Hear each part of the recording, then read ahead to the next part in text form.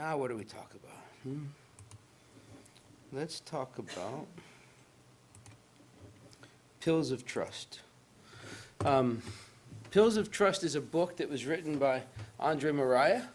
Did I pronounce that right? How you say it? Moria. Moria. All right. I can't roll that thing. All right. And the spirit, Diaz da Cruz, is that good? All right, I'm getting there. It's a tiny little book. It's kind of like Happy Life, but a little bit different. But you just open it randomly, and there's different chapters. We're going to talk about actually the first section, the first chapter of that book after the preface, pages 20 to 21. And then we're also going to talk a little bit about the Gospel according to Spiritism, chapter 19, item 11. And as usual, my disclaimer or my truth to you is I can't take any credit for the material. These are words from the book that I'm going to share with you. I simply put them together on a PowerPoint so we could talk about it. I also borrowed some slides from Livia, Luis, and Sabrina. So essentially, I didn't create anything for this except for the title slide. Okay, you guys ready? What do you think of when you think of pills? Medicine, yeah. Vitamins, medicine, right? Trust is pretty self-explanatory, yeah? Trust. So pills of trust, little pills that we take or things that we take to build our trust. What this book is asking us to do is to really ponder and find the meaning of our existence. If you were to ask people what's the meaning of their existence, it could be all over the place, right? It could be anything from material goals to material interests to higher, loftier goals of perhaps spiritual development or academic achievement, any number, or maybe it's sports, right? Their meaning of life is getting better at a certain sport. We all have different definitions of that. Everybody does. But what they're discussing here is the real life, right? What we refer to as the life of the eternal spirit that we are, right? Each of us today are in this body that we're in this one life of many lives. But what they're asking here is for us to become aware that we're divine in essence, right? We're not just flesh and bones, right? This flesh and these bones will go back into the earth when my body dies. But my spirit, right, my essence will live forever. And this essence, right, is destined for divine purposes, right? Divine as in serving God, right? Evolving, growing. And if we can somehow spend more of our time or wrap our head around the concept that we are more than our skin and our bones, and we're more than this just one life, that we are destined for divine purposes, that we will obviously benefit greatly from that. And we will, if we know our course, if we know our goal, and that is our purpose, if we understand that as our existence, we're probably going to make better choices because that's front and center. Does that make sense? Awesome. Pills of Trust also talks about the relative freedom that God gave us. Free will, right? Does everybody believe in free will? I'm assuming yes. Does anybody believe that we're destined for something? We're all going to the same place. Do we have a destiny? I didn't when I first walked into a spiritual center. Just my past. I do now, right? That future, that destiny, if you will, right? We're going to be born, right? We're going to live a life. We're going to die. We're going to come back, right, through reincarnation. But ultimately, the ultimate destination is becoming a pure spirit. We will all become a pure spirit in our own time, in our own way, all because of that relative freedom that we have, that free will. But ultimately, the destiny of my spirit, the destiny of your spirit, is to become a pure spirit. And what they explain here is this free will, this relative freedom, right? It's destined to awaken our potential through our own efforts. If we can honestly believe in our minds and our hearts, right, and have faith that we are destined for perfection, right, to become a pure spirit, it kind of changes the way we look at life, right? And it awakens our potential. When I think of potential, I think of a light switch, assuming the power to the street is connected, right? When you flick the switch, you have all this potential energy, right, that comes through the circuit and turns on the light. Think of that as what they're talking about here. That potential that we have to awaken and just make better choices. And by doing this, we're going to accept that our path is not going to be easy always, right? It's not going to be perfect, right? This is one life in many, many lives, right? Where we are today is different than where we were yesterday, and it's not going to be the same place where we are in the next life. And this journey will be blissful at times. It will be hard at times. And it's just not possible to go from the beginning to the destination all in one life. There's going to be many, many lifetimes. But the key, and I love this last sentence, right? When you think of climbing mountains, what do we think of? Mount Everest, usually, right? You don't get to the top of Mount Everest necessarily the first time you try. And to get to the top of a mountain, you've got to take the correct path. You've got to make good decisions. And they equate this to this narrow path that we have to walk to evolve. If you're like me right now, you're probably a very wide path, right? Sometimes you're closer to the narrow path. Sometimes you're closer to the edge, right? Up and down sometimes. But the more we live by this example of Christ, right, this morally uplifted life, the closer we get to following that path more consistently. But along the way, what do we know? We know that the choices we make will impact us, right, in this life and the next life. And some of the things that we are experiencing in this life are due to choices we made in previous lives. This cause and effect is real, right? And the better choices we make today, the closer we get to that narrow path. So many of you have seen this slide in my talks before. Never. It's one of my favorite slides. I've got a new one tonight that I'm going to show you. Colored this time. Yes, it's colored, exactly. But when we talk about this transition or this progression, what we're talking about is, guess what? We're all the same. We started in the same place, I should say. We started the first life we lived, when we were created by God, simple and lacking knowledge, so that bottom left-hand side. Through this path, right, we will have cause and effect, we will have choices, we will have slower progress, faster progress, all hinging on the way we live. But ultimately, we're all going to the same place, and that's evolving into a pure spirit. Now, oftentimes I get asked, where am I on this graph? Or not me, but where are you? Some people will ask. And it's not really a good answer on that, but I found one, thanks to our friend Luis Lima. Like I said, this guy can take complex concepts and break it down. So when we think about first order, second order, third order, there's a nice visual graph for us, right? Where do you think most of us are? If we're on Earth, right, we're in the red area someplace. Nobody likes to hear that, right? No, I'm a good spirit. I'm a good spirit. We have good intentions, right? But if we're on Earth, typically, because of the nature of Earth, right, this is a planet, a realm of transition of growing, right? If we're here on Earth, it's because we're still working through those steps in the red area. Or a place like Earth, not necessarily Earth, right? It doesn't have to be here. Second order have these qualities. And then first order is pure. And I just like that visual. I think that's more defined than this one. I still like this one. If you had to pick one, which one would you pick, Peter, to talk about? One. The first one? Yeah. All right, cool. All right. Peter's always right, so I trust him. That's more steps, but at least it simplifies. Exactly. So on this journey, right, on this progression, Pills of Trust tells us to equip ourselves, right, with tools, the tools that will take us higher. When you think of a compass, what do we think of? Helps us find our way, right? So the first tool they tell us is very important is this compass of faith. If we have true faith, if we have strong faith, the compass is there, right? We all have this compass in our conscience, right?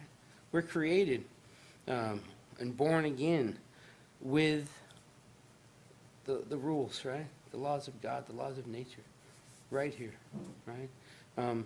In our conscience, we know right from wrong. right? Every time I do something wrong, I know it. I can rationalize why I'm doing it. I can rationalize why it's not a big deal. But I know, just like you do. Right? We really know right from wrong. So that's the compass of faith, right? That's right here. The rope of spiritual safety, right? A rope, right? What do we think of when a rope, right? Somebody's drowning, what do? We throw them a rope. You're climbing up a mountain. You usually have a rope trail maybe to hang on to, or a staff of some kind, something for safety. So when you think of this rope and this spiritual safety, never forget that you're not alone. And I'm not talking about that you're in a room with 30 people tonight. You're in a room with 30 people and many, many spirits. When you're driving in your car, when you're alone in your bed, when you're scared about a big thing coming up, you're never alone. That spiritual safety is there. If we quiet ourselves and connect and listen for our mentor, there's advice there for us, right? There's safety there. We just have to remember to utilize, right? How many people have accidents and some safety mechanism that could have helped them was right next to them, but they didn't grab it, right? Fire extinguishers, life jackets, things like that. What's the next one? The outfit of self-awareness, right? Paying attention, knowing thyself, understanding our motivation, being aware, just like that first slide said, being aware that this life, right, is just a part of the eternal life of my spirit. And right now, even though I'm in a physical body, I'm a spirit that's incarnated, destined for divine purposes. If I can keep that in my mindset and believe that, and I wear that outfit, if you will, I'm going to make better choices because I know my real purpose.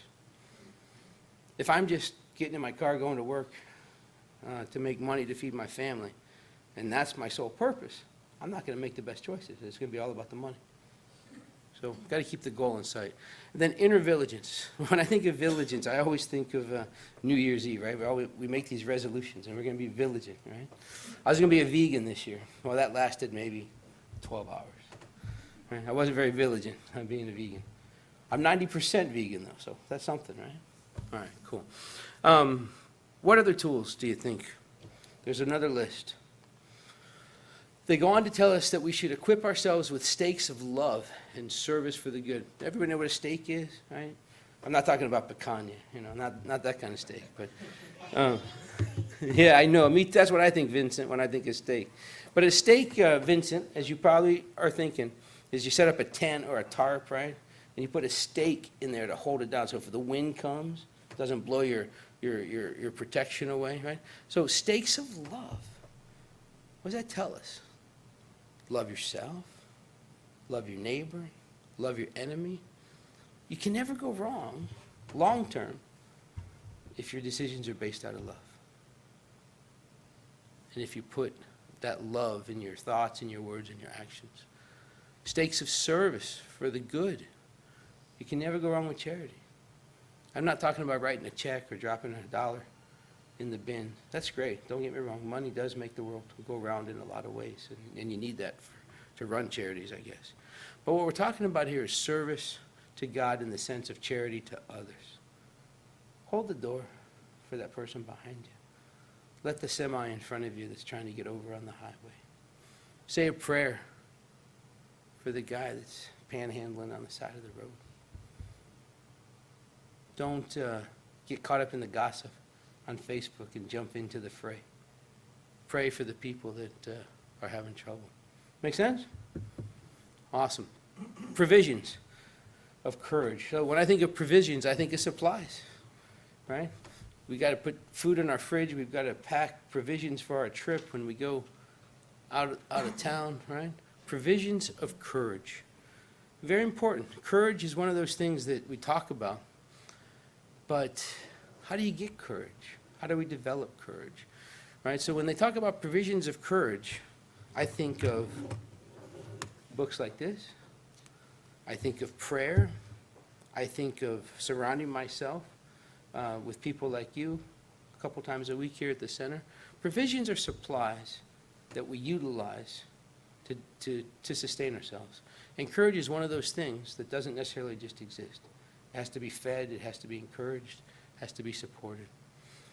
And then forgiveness is next on the list, right? One of these pills of trust, right, that we need to equip ourselves with is forgiveness.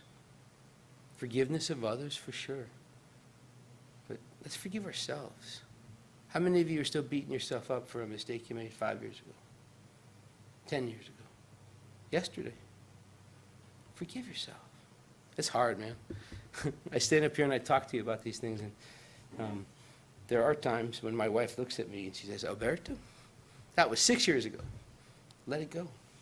So, it happens, right? But we got to forgive ourselves. We've got to forgive others, right? There's a chapter in the gospel about prayer.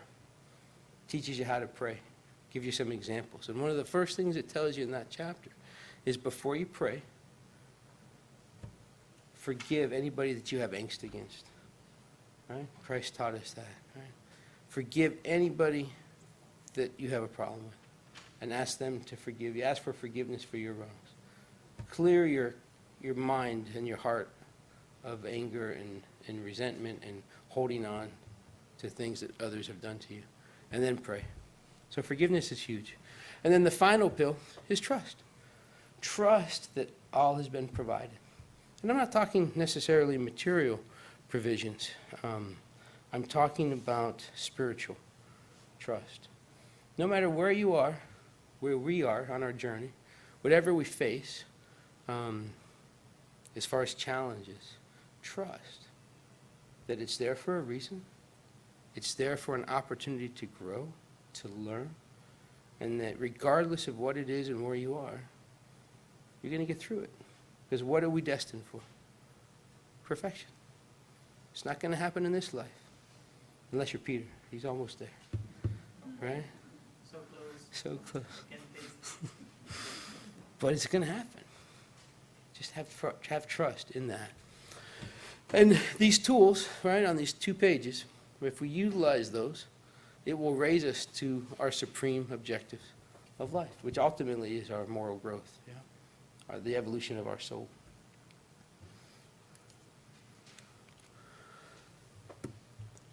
Pills of Trust goes on to tell us that when we connect ourselves with the life around us, what we see, our reality, if you will, it stems from 2 causes, two sources, if you will.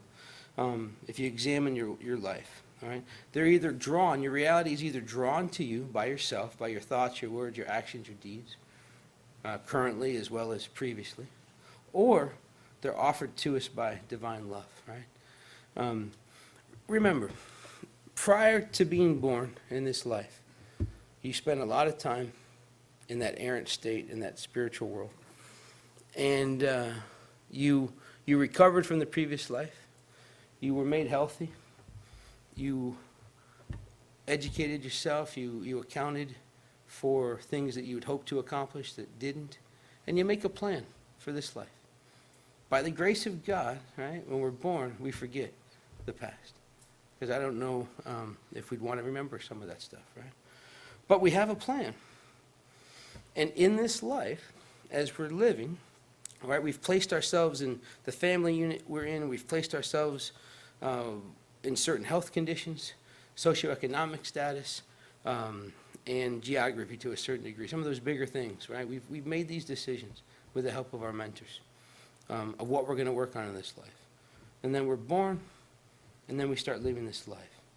And in this life, our reality is consistent with either what we've drawn to us or what's been placed in front of us as an opportunity to learn and grow. Only 2 causes. And that our reality in this life, well, throughout the lives that we live, they're configured as 3 things. A school, right? We educate ourselves. A temple, where we work on connecting and remembering that this is more than a physical life. We are spiritual beings destined for that spiritual perfection. And this is an opportunity to use this life as a temple, to grow in that relationship. And thirdly, as a hospital, We all bring things with us from the past that aren't healed, that we haven't overcome. Sometimes that's physical, sometimes that's moral, right? Sometimes it's both. And we now have an opportunity to utilize all three of these facets to grow.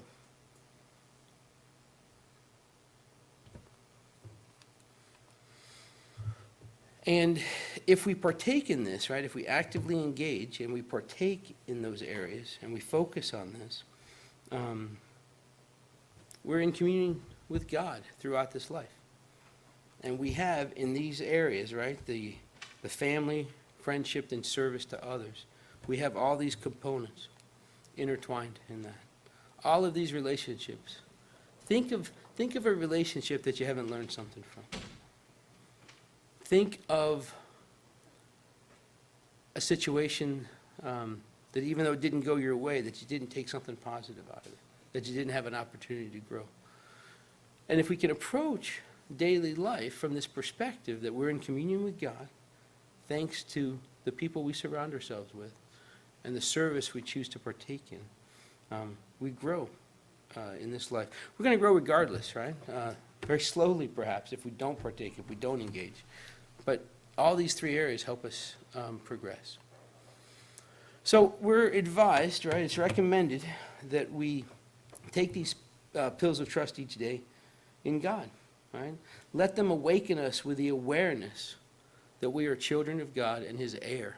Heir to what? What is the promise? What is the inheritance? Spiritual perfection, moral development, right? That's the gift. That's the promise. All of us created by God equally, simple and lacking knowledge in that first life. And everybody in this room is now wherever they are on that continuum. I used to think life was unfair when I was a kid. Heck, when I was a young man, right? Why me? The world's out to get me. What did I do to deserve this? Right? How come that guy's so lucky? Right? But now what I understand, thanks to patience and courage and experience, is life is fair. All of us in this room, right, are where we are on this path. Started in the same place, destined for the same destination, but we're all where we are. Equal, yet different, because of cause and effect and because of opportunities presented by God for us to grow. And to me, that makes, it really stresses to me how amazingly wonderful reincarnation is, right? Each of us in a life together right now, bringing our experiences of the past, heading for the same destiny, working together. I can't grow without you guys. This is going to sound cocky. You can't grow without me, right? Sounds weird when you say that. I can't escape to an island and get away from all of this and not deal with it. I could, but who's going to help me grow on that island, right? We help each other each and every day. The guy that's the worst to me helps me, right? The guy that I'm worst to, I help him. We have to interact. We have to engage, and we have to make choices based out of those pillars of trust. Love, charity, service. We don't have to, but even if we don't choose, we still made a choice, right? So all of these things are important. They go on to tell us that God is offering this plenitude of knowing and feeling ourselves connected with the source of all the power and kindness to lead us toward happiness and inner peace. It sounds wonderful, right? It doesn't always feel that way, right? For the reasons we've already talked about. But everything we need has been provided. It's here. We just have to open our hearts and connect and get through the tough times with the trust and the faith that it's here for a reason. So now moving towards chapter 19 in the Gospel, item 11. The spirits that spoke through the mediums to Kardec when he wrote the Gospel According to Spiritism, told Kardec this, right? Faith is the mother of all virtues. But it has to be active, right? Faith is wonderful, but in order for it to be productive, it has to be active. It has to be tested. It has to be believed in. It has to be repeated, right? Otherwise, it grows numb, right? It's one thing to say you have faith. It's a completely other thing to actually practice faith and to put it into action. They go on to tell us in this chapter that hope and charity, also virtues, are consequences of faith.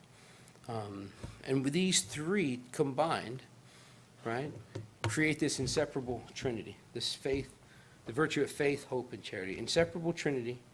And I love how they explain this, right? They say faith provides the hope of seeing the Lord's promises fulfilled. So true, right? Without faith, what do we hope for? Faith gives us that ability to have hope and to believe, right? That we are these heirs of God. Without faith, what do we hope for? And then faith provides love, they tell us. And without faith, what appreciation do we have? Consequently, what love do we have? So all of these things are tied. They're separate, but they're connected. They go on to tell us that faith is divine inspiration from God. And it awakens these noble instincts inside of us. And it leads us to do good things. If you ever think about, if you think in the past, right, about situations where you were faced with a challenge and you prayed or you hoped for change, right? You get that sensation, that warmth in a lot of ways, right? When that faith is really strong, when you're really trying to connect. And what they're telling us here is when we have this faith with us all the time, or whenever we have it active and not passive, that it leads us toward the good, leads us towards good energy, it leads us towards good actions, good thoughts, right? Then we think good thoughts, we talk good words, we perform good actions, right? So when we're connected like that with this faith, we're leaded, right, we're led towards good things. And that faith is the foundation of regeneration, right? What's regeneration mean? That repairing, right? We're here to work. We're here to repair, right, wrongs, right? And evolve and develop, right? So when you're truly connected and you walk in faith and that faith leads to good thoughts, good words, good actions, we're regenerating ourselves. We're repairing those errors from the past. And we're reminded this foundation must be strong and durable. Will it falter at times? Will we have bad days? Absolutely. But ultimately, the more we string this faith into one day after the next, and the more we practice it completely, the stronger and stronger that foundation becomes. And the stronger our shield is to adversity, the more courage we have to face challenges. And it all stems from faith. It all starts with faith. All right, it's only 2 more hours, okay? We're going to get there. I love this slide. I love this page of the book. Unshakable faith is contagious. You ever talk to somebody that just is full of faith? Who comes to mind when you think of just amazing faith? Christ, obviously, right? Mother Teresa. You ever see her in interviews? Right? Full of faith. It's amazing. People that have this unshakable faith, it is contagious. You're drawn to it. You want to be better because of it. I'm not much into preaching, right? I shared my story in the past. If you name the church, temple, or cult, I've probably been there, right? I shouldn't say that. Not really a lot of cults, but I was on a journey, right? I grew up in a certain religion, based on blind faith, I thought, and I was searching, and I never really enjoyed my visits to places that tried to convert me or to preach, and I think that's one reason why Spiritism was a very natural thing for me that I developed into. Because we don't convert people. We don't ask you to stop believing in what you believe. We don't ask you to leave any faith that you're a part of. But we are instructed, right, to preach, right, through the example of our faith, right? Because it's contagious, right? Preach through the example of your faith. Preach through the example of your deeds, right? There's a lot of people in this room that I look up to and respect, right? Because of the deeds that they do, right? It's amazing some of the folks you run into here. And then preach through your unshakable hope. When we walk in faith, when we practice good deeds, when we have unshakable hope, we're not converting people, right? That's what I think of when I think of preaching, right? But what are we doing? We're walking in the light, right? Christ taught us with his actions, with his steps, with his words. Love, charity, compassion, right? When we walk in that example, using that as our example, we are bringing love to others that we encounter, right? Helping them perhaps find their way.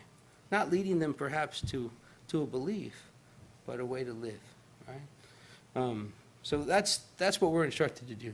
Preach through our faith, our deeds, and our unshakable hope. Then they go on to say, but listen, don't just accept faith, right? Faith has to be substantiated.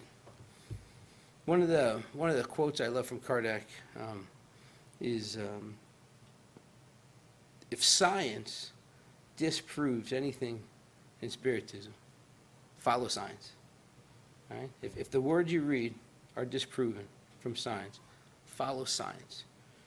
That's faith I can believe in, right? It's substantiated. We're also instructed to love God, but know why we love God. I can remember asking the nuns when I was a kid questions. Oh, that's just the way it is. You don't need to know that. Just believe, right? Faith needs to be substantiated. Asking why is encouraged, right? There's a book in our library here, in our bookstore. You can find it online. It's called The Spirit's Book. What is it, 1,069 questions? 1,019? I always forget that last number. But anyways, every question in that book is a question with an answer that's rational and can be substantiated. They also tell us to believe in promises, right, in his promises, but know why. Why do they make sense?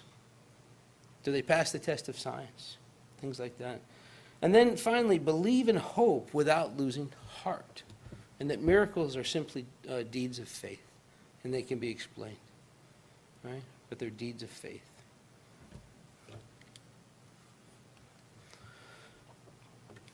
Faith is either human or divine, the Spirit's Book tells us. Depending on whether we apply our faculties to our earthly needs or our heavenly and future aspirations. It all depends on our perspective and what we're focused on. So I ask you this question to finish up here. Think about your life. All right, what's the most recent goal that you accomplished?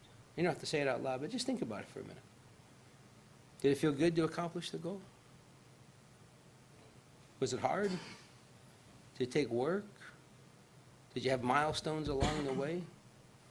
How do these goals get accomplished? Usually because you set them, right? You have a goal. And then you set a plan of action in place to achieve it.